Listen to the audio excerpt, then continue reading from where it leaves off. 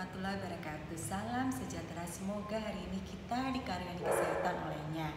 Terima kasih sudah berkenan mendengarkan YouTube saya dengan Niken Tantio Sudarmono di sini. Terima kasih juga jika dirasakan apapun yang saya ungkap di sini bermanfaat. Mohon bantuannya untuk men-share karena saya memiliki misi agar tahun ini orang-orang banyak lebih paham mengenai diri sendiri dan kesehatan sendiri. Nah, kali ini ya saya akan bahas mengenai diet. Seperti kita ketahui banyak sekali diet di luaran sana. Diet kurus, diet sehat, dan segala macam jenis diet. Bagaimana agar kita mengetahui diet ini adalah diet yang baik? Nah, yuk kita pahami bersama bagaimana cara memilih diet yang tepat. Tubuh kita sangat cerdas. Dia akan memberikan sesuatu keseimbangan di dalam tubuh kita. Kenapa saya membahas soal keseimbangan ini? Ini bermula dari banyaknya diet yang rendah kalori. Rendah kalori itu apa? Biasanya porsi makan atau asupan kita dikurangi agar mencapai kalori yang diharapkan. Jadi misalnya kalorinya cuma 1000 atau 500, jadi itu yang kita kurangi, makanannya kita kurangi. Dengan harapan jika kita beraktivitas kalori kita memerlukan 1000, kita hanya makan 500 kalori, berarti lebih banyak lagi kalori yang terbuang sehingga kita menjadi kurus. Itu konsep awalnya. Nah, apakah benar seperti itu? Sayangnya di dalam tubuh kita tuh ada konsep yang disebut dengan keseimbangan. Jadi pada saat tubuh mengetahui, kalori yang dimasukkan berkurang, dia akan memberi signal pada tubuh kita agar memperlambat metabolisme tubuh kita. Jadi jangankan kita berpikir bahwa sehari, 2 hari, 3 hari, 4 hari metabolisme kita tetap sama, perlu 1000 kalori. Tapi begitu dia mempelajari kalau kita hanya memberi makan misalnya 500 kalori, dia akan menginstruksikan semuanya memperlambat metabolismenya.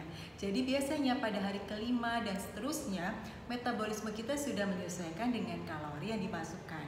Jadi tidak heran bagi teman-teman yang memasukkan kalorinya sedikit, itu biasanya akan tercapai suatu kondisi yang disebut dengan stagnan. Lalu begitu sudah stagnan, biasanya berat badan kembali ke seperti semula atau bahkan lebih besar dari sebelumnya. Nah, apa sih sebetulnya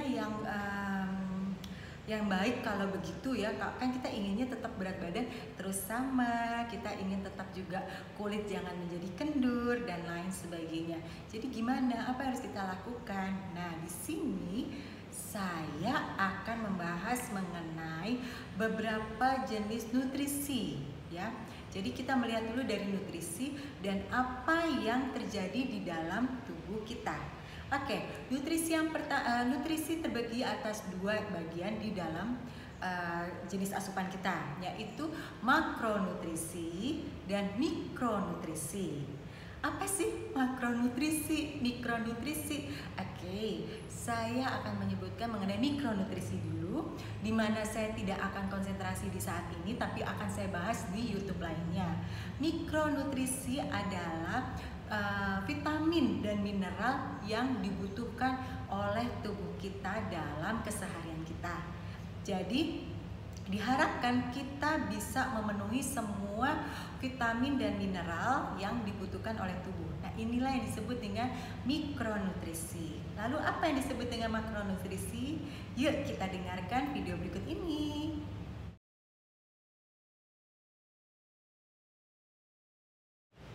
Bertemu lagi. Sekarang saya akan membahas mengenai makronutrisi. Apa yang disebut dengan makronutrisi dan bagaimana mereka bereaksi di dalam tubuh kita. Yang pertama yang saya akan perkenalkan makronutrisi yaitu yang masuk ke dalam kelompok fat atau lemak. Lalu yang kedua adalah protein.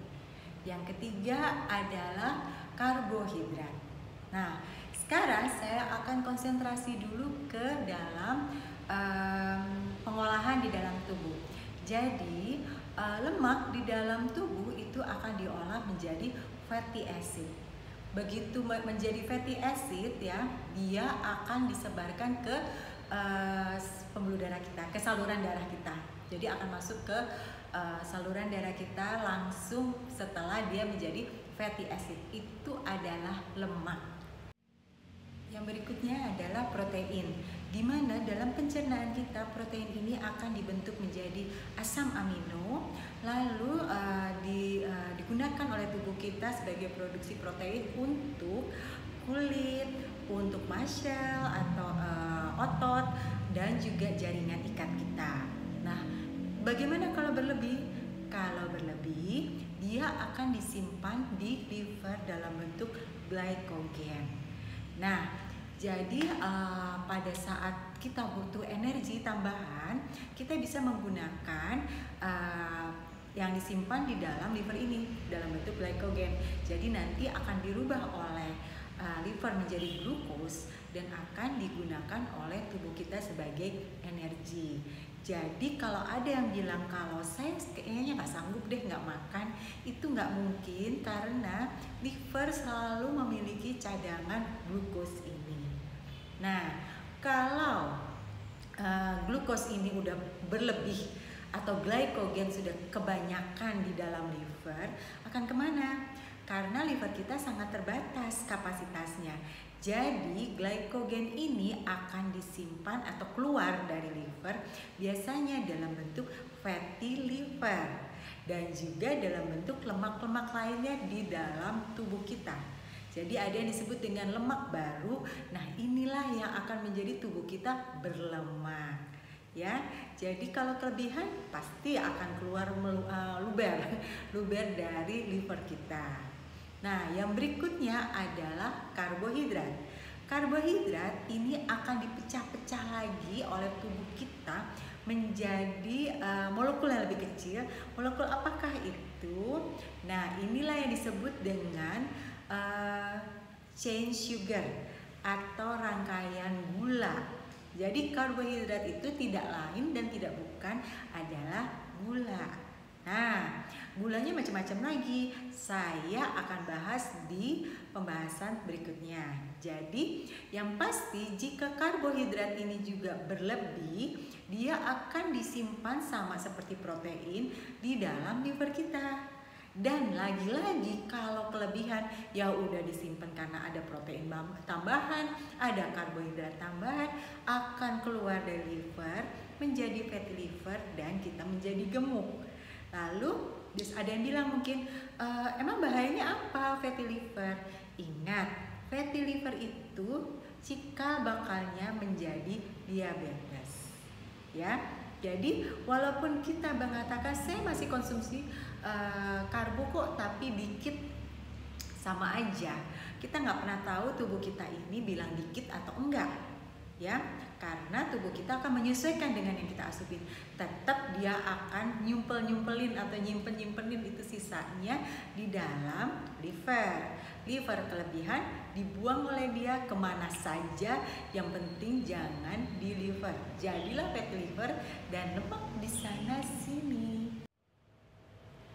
Yuk sekarang kita masuk lebih dalam ke bagian tadi makronutrisi yang karbohidrat. Karbohidrat itu sendiri disebut dengan single chain karbo, itu dimana terdiri dari glukos dan fruktos, itu single chain. Sedangkan kalau yang melihat gula meja atau gula putih itu disebut dengan double chain atau dua chain karbo, yaitu sukrosa. Jadi dia termasuk sukrosa. Sukrosa itu kenapa dua chain? Karena di dalamnya ada glukosa dan fruktosa, ya. Jadi sukrosa itu adalah glukosa dan fruktosa. Nah, sekarang kenapa kita harus memahami mengenai tiga jenis sugar ini? Fruktosa. Fruktosa ini lebih bahaya dibanding glukosa. Kenapa? Karena fruktosa untuk bisa digunakan oleh tubuh kita dirubah dulu oleh liver menjadi glukosa. Setelah udah dirubah oleh liver, baru digunakan dalam bentuk glukosa. Jadi banyak stepnya. tubuh kita akan capek mengolahnya. Jadi kadangkala nggak heran jika orang-orang yang merasa hidup sehat sering makan fruktosa terlalu berlebihan, malahan terkena fatty liver, ya. Jadi hati-hati, jangan sampai kita terkena fatty liver karena itu adalah cikal bakal dari diabetes. Semua ini yang saya sebutkan tidak terjadi dalam sekejap. Jadi memang diet potong kalori itu terjadi dalam sekejap.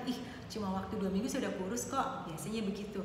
Tapi diet yang saya sebutkan ini diet menghindari fruktosa, menghindari glukosa, menghindari sukrosa, menghindari karbohidrat, menghindari protein tingkat tinggi, ini berlaku dan sangat sehat untuk jangka panjang. Jadi untuk jangka panjang dia akan membantu tubuh kita agar tidak terus-terusan menumpuk glukosa di dalam tubuh kita. Cirinya kita punya glukosa, yuk sama-sama lihat berapakah lingkar pinggang Anda. Apakah kita kemana-mana membawa tas pinggang? Itu udah salah satu pertanda kita menumpuk glukosa. Jadi sudah terbayang ya, pilihan sehat mana yang akan diambil, pilihan diet mana yang diambil, semua terserah Anda. Yang terpenting, jangan lupakan tubuh kita selalu memerlukan makronutrisi dan mikronutrisi. Salam sehat, terima kasih sudah berkenan mendengarkan YouTube saya. Assalamualaikum warahmatullahi wabarakatuh.